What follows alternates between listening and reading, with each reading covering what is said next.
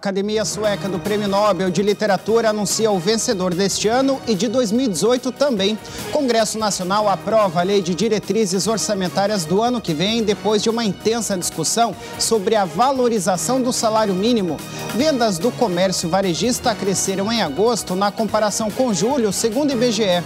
O comércio está otimista com as vendas para o Dia das Crianças deste ano. Segundo a Confederação Nacional do Comércio, as vendas devem crescer 4,4% perante o ano passado. Hoje você acompanha as notícias do Papa Francisco com o Silvonei José e vê ainda a chegada da imagem peregrina de Nossa Senhora de Fátima, que desembarcou ontem em Goiânia, direto de Portugal. Fé e emoção marcaram o momento. Essas e outras informações a partir de agora, aqui no JBN.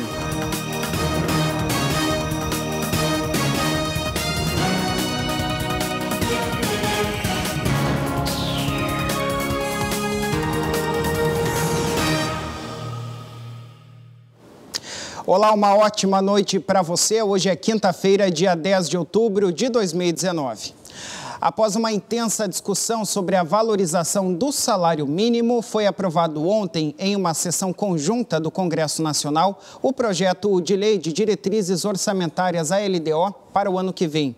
A LDO aponta as prioridades do governo para o próximo ano e orienta a elaboração da Lei Orçamentária Anual, a LOA. O texto segue agora para a sanção do presidente Jair Bolsonaro. A LDO foi aprovada em agosto pela Comissão Mista do Orçamento e mantém a proposta original do Poder Executivo de reajuste do salário mínimo para R$ 1.040 em 2020, sem ganhos reais com relação à inflação. Em relação ao valor atual, que é de R$ 998, o aumento nominal será de pouco mais de 4%, a mesma variação prevista para o Índice Nacional de Preços ao Consumidor, o INPC, que mede a inflação em 2019.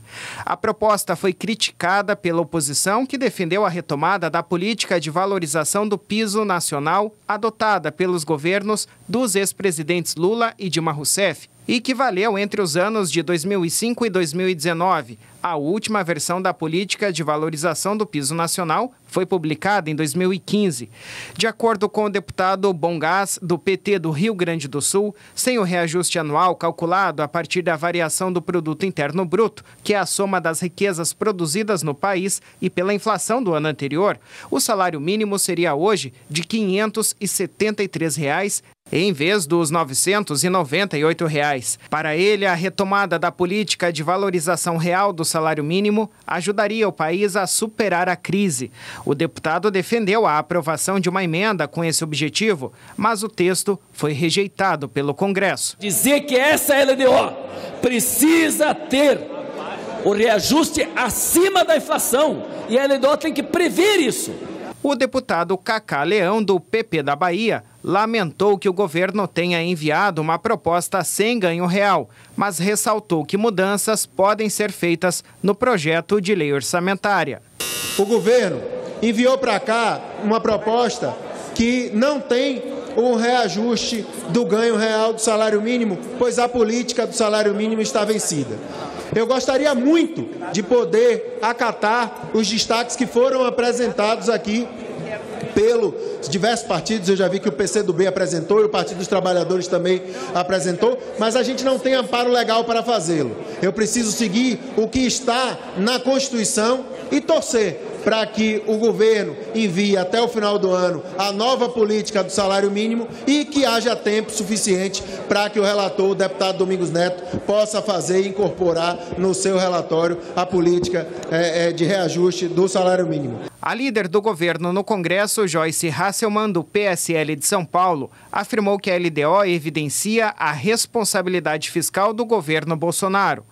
E é um exemplo de responsabilidade com equilíbrio fiscal e, sobretudo, com o compromisso de reconstrução de um futuro melhor para o nosso país. Contrário à política de reajuste do salário mínimo, o deputado Kim Kataguiri, do DEM de São Paulo, afirmou que aumentar o piso nacional não significaria um aumento de renda real.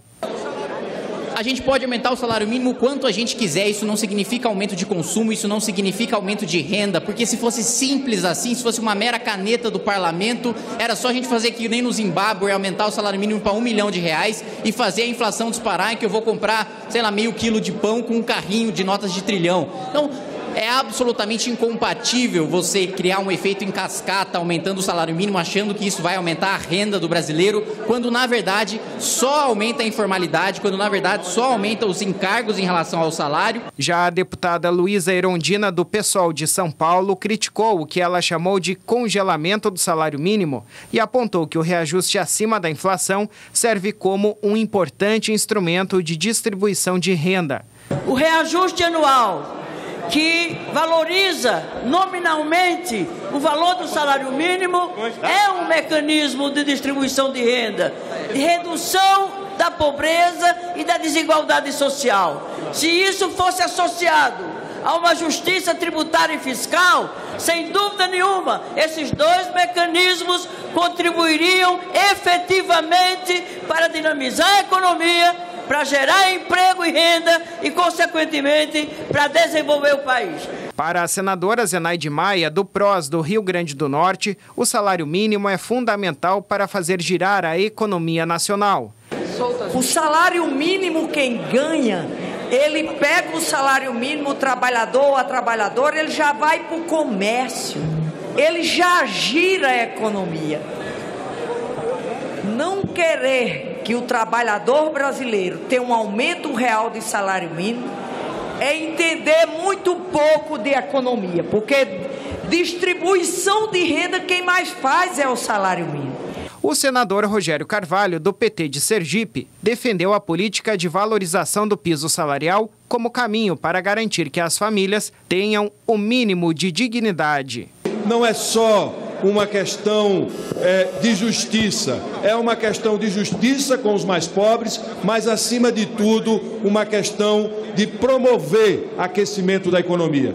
A LDO também trata da destinação de recursos para o fundo eleitoral em 2020. Segundo o deputado Cacá Leão, o texto prevê que parte dos recursos destinados às emendas de bancada estadual amparem o custeio das campanhas das eleições municipais. Durante a votação da LDO, alguns parlamentares pediram a correção do valor destinado ao fundo eleitoral. Ainda não foi recebida a mensagem do governo corrigindo o valor do fundo eleitoral. Esse fundo, o nosso cálculo deveria ser de 1,8 bilhões, o valor enviado pelo governo foi de 2,5 bilhões, ou seja, mais de 700 milhões de reais equivocadamente direcionados para os partidos e para as eleições, e ainda não foi enviada a mensagem do governo corrigindo esta informação. O relator afirmou que a discussão sobre o valor deve ser feita na lei orçamentária anual e não na lei de diretrizes orçamentárias. O texto prevê um déficit primário de 124,1 bilhões de reais para o governo central, que incluiu o Tesouro Nacional, a Previdência Social e o Banco Central. Menor que os 139 bilhões de reais deste ano, portanto. Desde 2014, as contas do governo federal estão no vermelho e o texto prevê que essa situação perdure até 2022. O texto também projeta que a inflação do próximo ano, medida pelo Índice Nacional de Preços ao Consumidor Amplo, o IPCA, será de 4%. Tanto as estimativas para o PIB como de inflação são importantes para determinar as projeções de receitas e de gastos para o orçamento do próximo ano. A Academia Sueca do Prêmio Nobel de Literatura anunciou hoje os vencedores deste ano e de 2018 também. São uma polonesa e um austríaco. A polonesa Olga Tokarczuk e o austríaco Peter Handke são os vencedores do Prêmio Nobel de Literatura. O prêmio entregue a Olga é referente ao ano de 2018, quando a academia cancelou a premiação após um escândalo sexual envolvendo o dramaturgo Jean-Claude Arnault, que era o principal indicado. No início deste ano, a instituição anunciou a decisão de conceder 2 prêmios em 2019 para tentar recuperar o seu prestígio. O prêmio para cada um dos ganhadores é de 9 milhões de coroas suecas, o equivalente a cerca de R$ 3.700.000. Segundo a academia, o prêmio entregue a Olga foi por uma imaginação narrativa que, com paixão enciclopédica, representa o cruzamento de fronteiras como uma forma de vida. Durante o anúncio, a academia explicou que o outro ganhador, Peter, foi nomeado por um trabalho influente que, com ingenuidade linguística, explorou a periferia e a especificidade da experiência humana. Olga Tokarczuk nasceu em 1962 em Suleciał, na Polônia, e hoje vive em Breslau, também no país natal. Ela estreou como escritora de ficção em 1993 com a obra A Jornada do Povo do Livro. Segundo o Nobel, a verdadeira inovação de Tokarczuk veio com o seu terceiro romance, Primitivo e Outros Tempos, de 1996. Para o comitê do prêmio, o livro é um excelente exemplo de nova literatura polonesa após 1989. Peter Handke nasceu em 1942, na vila de Griffin, na região de Kärnten, no sul da Áustria, mesmo local que sua mãe, que pertence à minoria eslovena do lugar. O romance de estreia do autor, que hoje tem 76 anos, foi As Vespas e foi publicado em 1966. A obra, junto com a peça Ofendendo o Público, de 1969, são citadas como responsáveis por deixar a marca do escritor no cenário literário. Desde 1901, já foram 114 vencedores em 112 premiações do Nobel. Isso porque, em 4 delas, 2 nomes foram anunciados como vencedores no mesmo ano. Até hoje, ninguém foi premiado mais de uma vez neste prêmio. Tá aí, parabéns aos vencedores, né? Nós vamos fazer agora um intervalo e já veja que o comércio varejista cresceu 0,1% em agosto na comparação com julho, segundo o IBGE.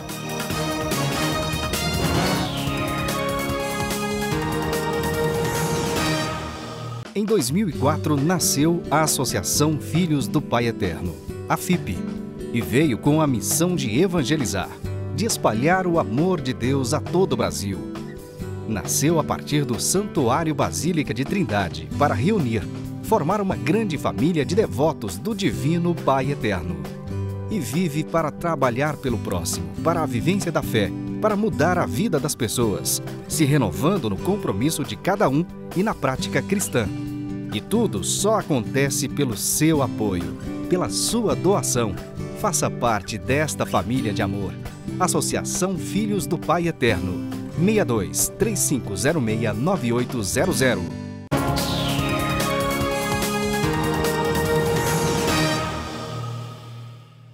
Muito bem, estamos de volta com o JBN desta quinta-feira. Obrigado mais uma vez a você que está nos acompanhando de norte a sul do país. As vendas do comércio varejista cresceram 0,1% em agosto na comparação com o mês anterior, segundo dados divulgados hoje pelo Instituto Brasileiro de Geografia e Estatística, o IBGE. Esta foi a terceira alta mensal seguida.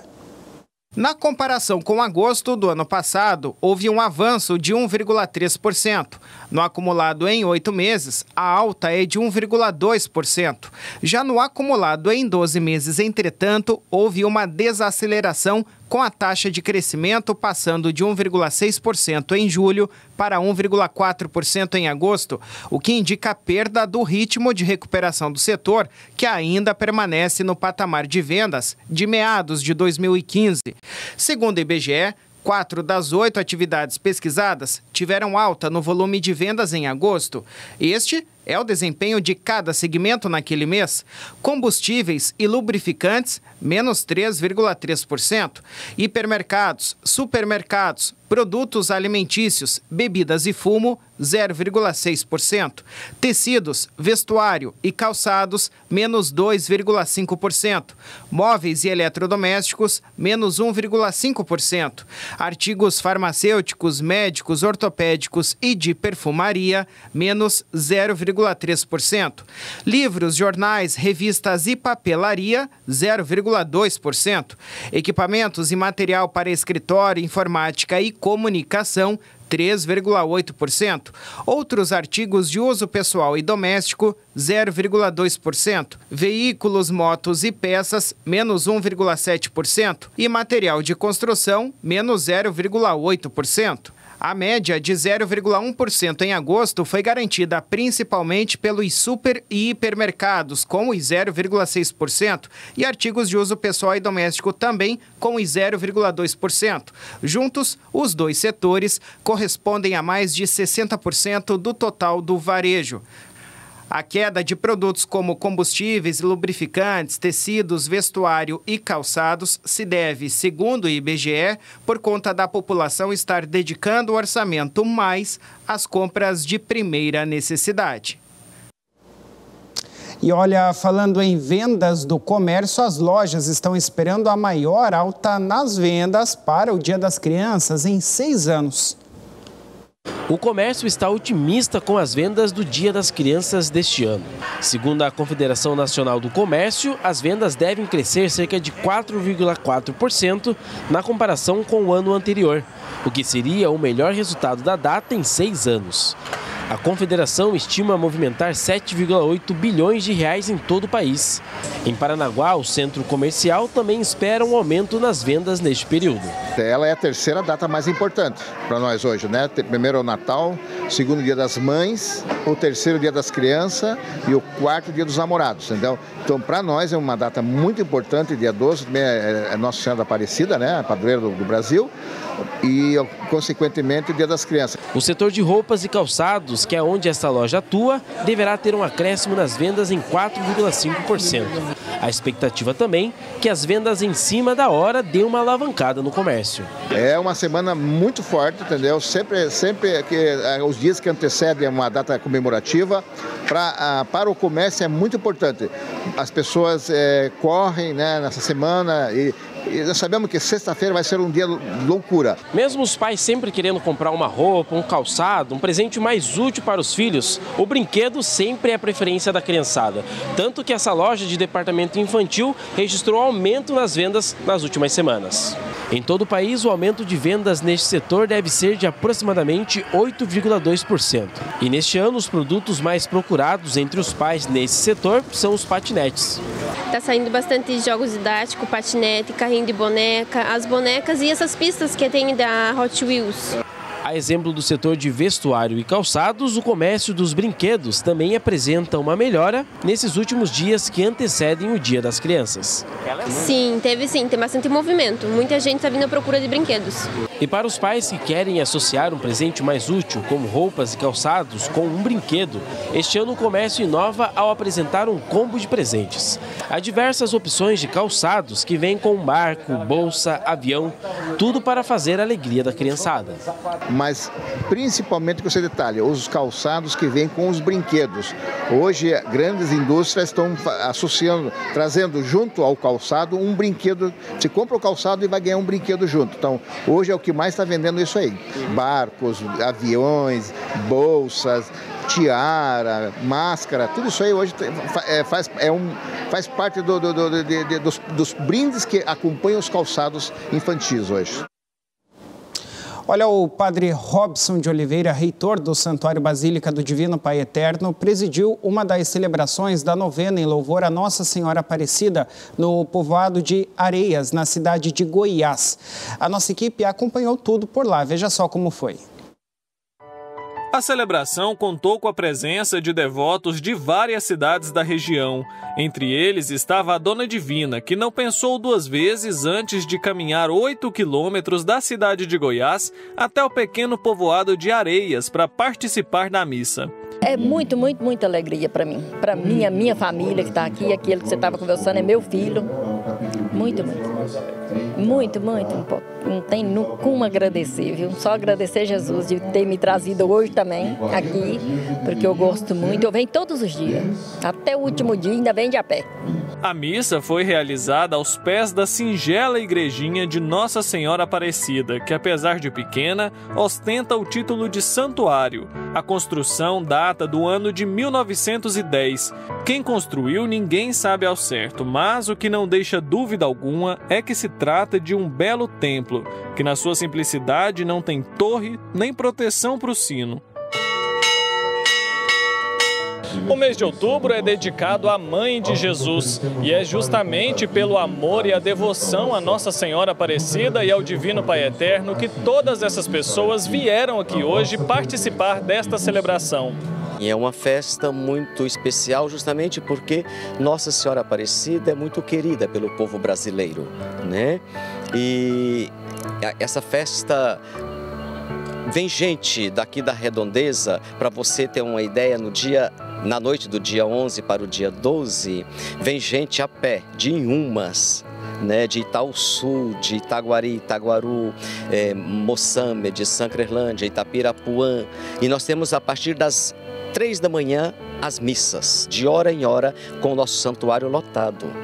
De hora em hora com missa, os romeiros que vão chegando, a gente reza mais cedo, depois vai chegando e vai saindo também, né? Chega cansado da caminhada e vai voltando para casa. Mas missa de hora em hora com o santuário lotado. A cidade de Goiás, essa rodovia aqui, do santuário até Goiás, vira um formigueiro. Você nem imagina o que é isso aqui. A cidade de Goiás, em peso, vem a pé para o santuário. Segundo o padre Robson de Oliveira, participar desta festa tão bonita em louvor a Nossa Senhora Aparecida no mês mariano é, sem dúvida, muito especial. É um momento muito forte aqui para essa comunidade que já foi a capital do estado, esse lugar que tem uma história profunda que praticamente lança as raízes do nosso povo goiano. Então, celebrar Nossa Senhora da Conceição Aparecida aqui nesse povoado, que fica bem ao ladinho da cidade de Goiás, é uma alegria muito grande. Sempre vim aqui nesse lugar, sempre passei aqui quando venho a Goiás, quando vou aqui mais para essa região, e sempre gostei de subir as escadas aqui dessa igreja para poder rezar um pouquinho no silêncio, na paz que ela proporciona. Ela tem status de catedral porque a história assim o fez. Uma pequena capela belíssima, com toda a sua história marcada em cada tijolo, em cada madeira, em cada espaço, em cada cantinho aqui. E é um lugar que eu sempre quis celebrar a Santa Missa e hoje estou podendo realizar-se esse sonho da minha vida aqui. Em um momento de muita emoção durante a celebração, o padre Robson de Oliveira apresentou a imagem do Divino Pai Eterno. Maria é filha amada do Divino Pai Eterno e quando a gente celebra ela como padroeira do Brasil, a gente celebra a Mãe Aparecida, a Mãe Negra, a Mãe dos povos, independente de raça, cor, de nação, a Mãe Nossa Senhora, a Mãe de todos os homens. Por isso, a alegria nossa de poder celebrar com a filha do Pai Eterno, trazendo a imagem do Pai aqui nesse lugar, nesse dia de novena preparatória à festa da Mãe Aparecida. Além de toda a comunidade da região, a celebração também contou com a presença de autoridades da cidade de Goiás, que fizeram questão de participar da missa. É muito importante para a nossa cidade receber o padre Robson aqui, é uma emoção muito grande, a gente vê no rosto das pessoas a gratidão que tem por ele, o carinho que tem pelo padre Robson. É uma pessoa, um padre que é querido pelo estado de Goiás inteiro e não é diferente da cidade de Goiás. Uma pessoa bem querida, foi a melhor coisa que pôde acontecer nessa festa da padroeira da nossa cidade, Nossa Senhora Aparecida. Para mim, especialmente, hoje foi uma noite memorável, né? Celebrar aqui a missa alusiva Nossa Senhora Aparecida, mas com esse celebrante que a gente tem tanto carinho, tanto respeito, ama tanto, que é o nosso querido Padre Robson, né? Então hoje para nós foi uma grande alegria. Você vê o santuário lotado, né? Uma devoção forte à nossa padroeira do Brasil, Nossa Senhora Aparecida. Mas hoje, em especial, as pessoas vieram também para prestigiar o nosso querido Padre Robson. Para nós é um prazer, uma alegria muito grande poder celebrar aqui com nossos cidadãos aqui de Goiás, de toda a vizinhança aqui, com a presença do Padre Robson, que muito conhecido, que tem uma espiritualidade muito forte, muito conhecido na questão da festa de Trindade também, da padroeira, né, do Divino Pai Eterno. E acolher o Padre Robson aqui e todas essas pessoas, para nós, é um motivo de satisfação aqui para Goiás, para o nosso santuário aqui de Nossa Senhora Aparecida de Areias. Depois da bênção final, a celebração foi encerrada com o tradicional Viva o Divino Pai Eterno e a Nossa Senhora Aparecida, padroeira do Brasil. Viva o Divino Pai Eterno! Viva Nossa Senhora Aparecida! Bela celebração, né? Repleta de gente. Olha, nós vamos fazer agora mais um intervalo e na volta você verá a chegada da imagem de Nossa Senhora de Fátima, que chegou ontem em Goiânia, viu? Direto de Portugal. É a visita da imagem peregrina. Nós já voltamos, é rapidinho.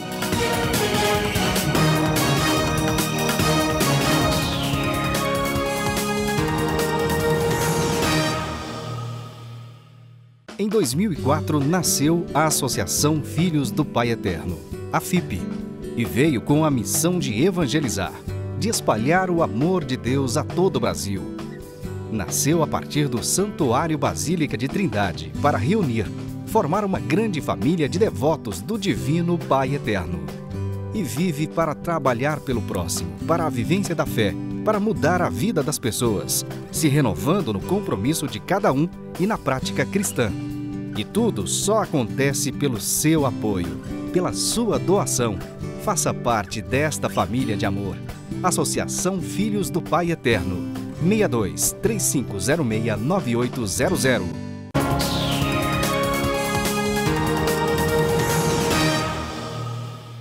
Estamos de volta com o JBN de hoje e agora vamos conferir as notícias do Papa com o Silvonei José, direto do Vaticano. Alô, amigos da TV Pai Eterno em todo o Brasil. Na sala do Sínodo continuaram os trabalhos sinodais dedicados, recordamos, à Amazônia. A saúde integral da Amazônia foi uma das preocupações expostas na congregação na parte da manhã de ontem pelos padres sinodais.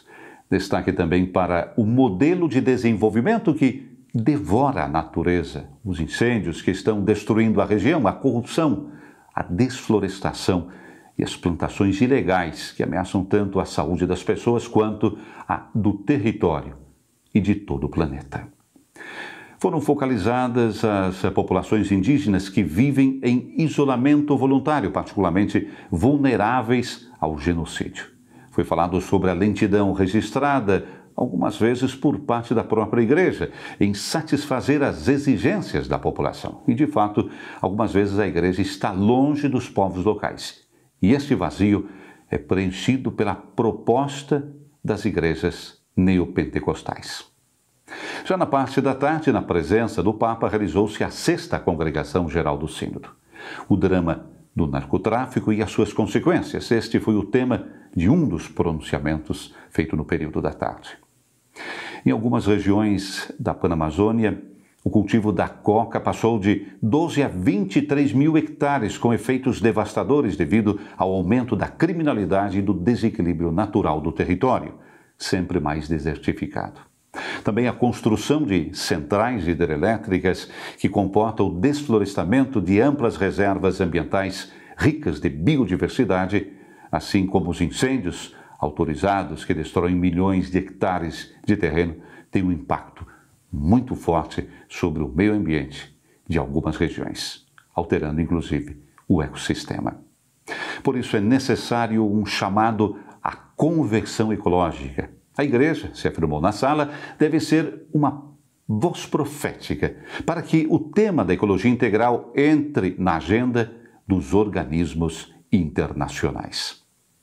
Nos demais pronunciamentos dos padres sinodais, se voltou a refletir sobre o equilíbrio entre enculturação e evangelização e se convidou a olhar para o exemplo de Jesus tão eloquente.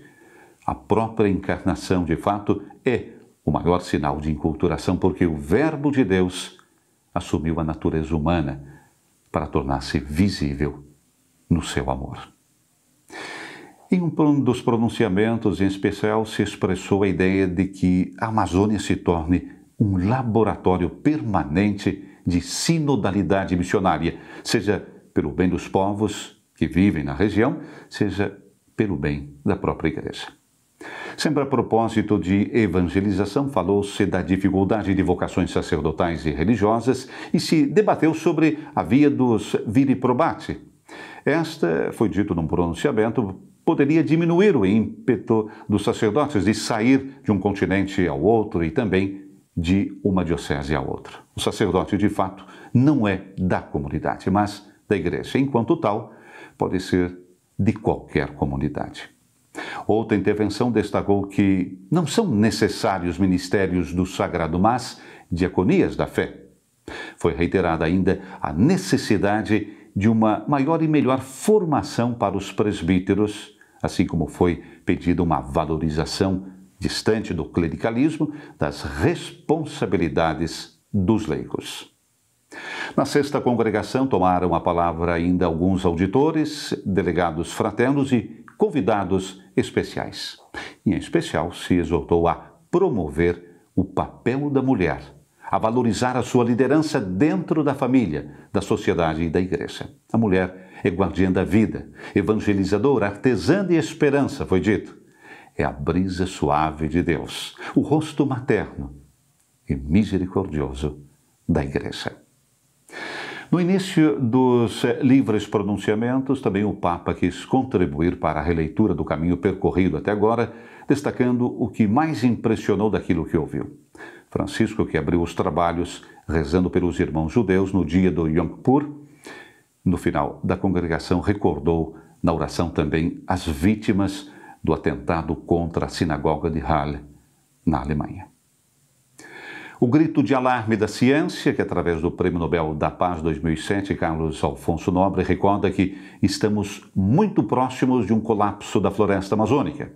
E o grito da igreja, representado pelo bispo emérito da prelazia do Xingu, Dom Erwin Kreuter, que denuncia que a central hidroelétrica de Belo Monte, a terceira maior do mundo, é uma agressão a todo o ecossistema. Ressoaram esses gritos com força na sala de imprensa da Santa Sé durante a terceira coletiva do Sínodo dos Bispos para a Amazônia. O octogenário bispo Dom Erwin Kreuter, recordamos, originário da Áustria e que vive na floresta amazônica desde quando tinha 26 anos e há 30 anos vive com a proteção de guarda-costas porque apoia os indígenas e defende a floresta, recordou que o Papa, ao anunciar o sínodo, pediu uma atenção especial para com os povos indígenas, que estão em risco.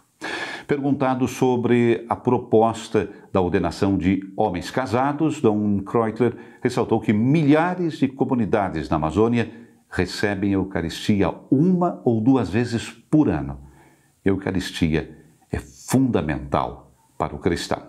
Queremos que esses irmãos não tenham somente a palavra, disse ele, mas também a Eucaristia. Há o risco, disse, de se colocar o celibato acima da Eucaristia. Mas o Senhor, na última ceia, disse: fazei isso em minha memória. Portanto, a Eucaristia é uma obrigação para nós, disse ele. E para concluir, em telegrama de pesar enviado na tarde de ontem a Dom Valmor de Oliveira Azevedo, arcebispo de Belo Horizonte, presidente da Conferência Nacional dos Bispos do Brasil, Papa Francisco recordou a paixão missionária do cardeal Serafim Fernandes de Araújo, falecido aos 95 anos na manhã da última terça-feira, que fez crescer no coração dos fiéis, disse o Papa, o amor a Jesus Cristo e a sua Igreja. De Roma, para a TV Pai Eterno, Silvonei José. A gente agradece as informações do Silvonei. Olha, fiéis de Goiânia viveram momentos de muita emoção ontem com a chegada da imagem de Nossa Senhora de Fátima, vinda diretamente de Portugal. Durante todo o dia houveram muitas manifestações de carinho e devoção no Santuário Sagrada Família. Do vosso ventre, Jesus.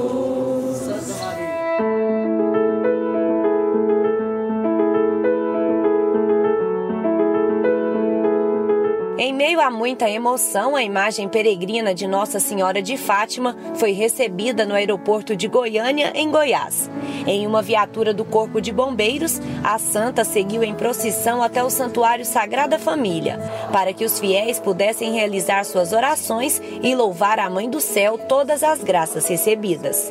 O Santuário Sagrada Família foi escolhido exatamente pela dedicação que ele tem, que é ser um santuário dedicado às famílias. E Nossa Senhora de Fátima como Nossa Senhora é a mãe das famílias, porque foi por meio dessa família de Nazaré que Jesus veio ao mundo. Então Jesus veio já com esse papel definido do Pai para santificar as famílias. E todas as aparições de Nossa Senhora, elas se centram na família, que é a base da sociedade, a base do mundo ao combate ao mal. A chegada ao santuário reuniu centenas de devotos. Teve gente que chegou bem cedo para garantir um lugar pertinho de Nossa Senhora de Fátima, para a primeira celebração do dia. Cheguei cedo porque para receber a mãezinha que está vindo, né, Nossa Senhora de Fátima, que é uma benção recebê-la aqui na Sagrada Família, né? E cheguei bem cedo mesmo, 7h30 já estava aqui para garantir meu lugar bem à frente para vê-la, assim, bem nítido mesmo, bem pertinho. Símbolo de esperança e consolo, a imagem vem diretamente do Santuário de Fátima, em Portugal, local que muitos devotos já tiveram a oportunidade de ir. E para mim é um segundo sonho, porque em 2017 eu estive em Fátima, na excursão do padre Alessandro Campos. Nossa, mas foi um espetáculo, um presente realmente de Deus. É inexplicável a emoção que a gente sente lá durante o terço das velas, as visitações. E eu estou muito emocionada em recebê-la aqui em Goiânia. Este ano a imagem peregrina já passou pela Europa, África, América do Norte e América do Sul. Goiânia não estava no roteiro, mas foi agraciada. O presente dado aos devotos marianos significa muito. Para nós, a primeira coisa é dizer que é uma grata surpresa, um carinho de Deus através de Nossa Senhora para cada um de nós aqui em Goiânia, né? Então, sobretudo também as coincidências que a gente chama de providência. A Semana Mariana, né? O mês de outubro é o mês do Rosário, o mês do Santo Rosário, o mês missionário. E essa semana toda especial, porque na segunda-feira era o dia de Nossa Senhora do Rosário, no sábado é o dia de Nossa Senhora Aparecida, padroeira do Brasil, e a gente receber a visita da imagem peregrina de Nossa Senhora de Fátima é um cuidado, é um carinho, é um mimo de Deus para Goiânia. Por onde ela passa, há relatos emocionantes de graças alcançadas, além de ser um momento de renovação da fé da comunidade cristã. Sentimentos que em palavras é mais difícil descrever, mas no rosto de cada um é fácil notar tamanha gratidão. O sentimento é muito profundo, muito emocionante. Eu fico muito alegre. É a primeira vez que eu fico na frente dela assim. É um privilégio muito grande. Ótimo. Deus abençoe essa hora que eu estou aqui. Eu nem ia ter vindo aqui hoje, né? Mas parece que Fátima me trouxe. A senhora Fátima me trouxe. Eu sou muito devota a ela, sabe? Sempre foi. Não tem nem explicação. O meu sonho era ir em Portugal e conhecer Nossa Senhora, né? E agora eu vou conhecer ela aqui no meu santuário. Que maravilha! A primeira imagem peregrina de Nossa Senhora de Fátima foi feita por indicações da irmã Lúcia, oferecida pelo bispo de Leiria e coroada solenemente pelo arcebispo de Évora, em 13 de maio de 1947. A partir daí, ela percorreu diversos países para levar paz e amor, até ser colocada em exposição na Basílica de Nossa Senhora do Rosário de Fátima, no país europeu. Mas os pedidos não pararam e por isso foram feitas 13 réplicas da primeira imagem, para que assim as peregrinações continuassem. A exemplo do Pai Eterno, ela tem levado esperança e consolo a cada cristão. Os devotos e filhos do Divino Pai Eterno estão sempre acostumados a receber a imagem do Divino Pai Eterno na sua cidade, na sua casa, na sua comunidade e sempre nos acompanhando pela TV Pai Eterno. E hoje Nós, o povo da terra do Divino Pai Eterno, somos agraciados por Deus por receber a nossa mãe, Nossa Senhora de Fátima. Os elementos que compõem a imagem trazem as mais significativas representações de Maria. Na imagem de Nossa Senhora de Fátima, nós temos a coroa. Coroa é essa que nos chama muita atenção, porque é aquela coroa que tem a bala, que o nosso querido Papa das Famílias, São João Paulo II, foi alvejado na Praça São Pedro. Quando ele alcança a graça desse projétil, desta bala que tinha também o veneno, que era realmente para destruir ele, e Nossa Senhora vem ao encontro dele, ele coloca na coroa de Nossa Senhora, e Nossa Senhora nos ensina a rezar. Por isso é uma grande bênção receber ela, que levou a mensagem de conversão aos pastorinhos e aproxima cada filho amado ao Pai Eterno.